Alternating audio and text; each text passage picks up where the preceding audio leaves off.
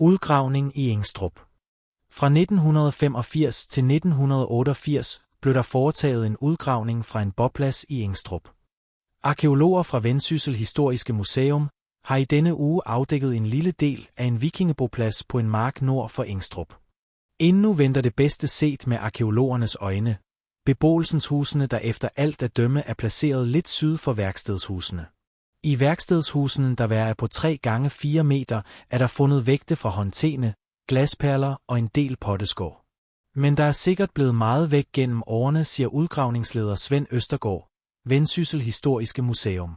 Bunden af husene har kun været 5-6 cm under jordoverfladen, hvor landbrugsredskaberne let har kunnet nå dem.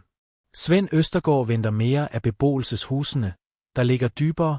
Arkæologerne har fundet 2 ildsteder ved beboelsespladsen, så de har vished for, at der findes andet. Arkæologerne vil arbejde endnu en uge i udgravningen.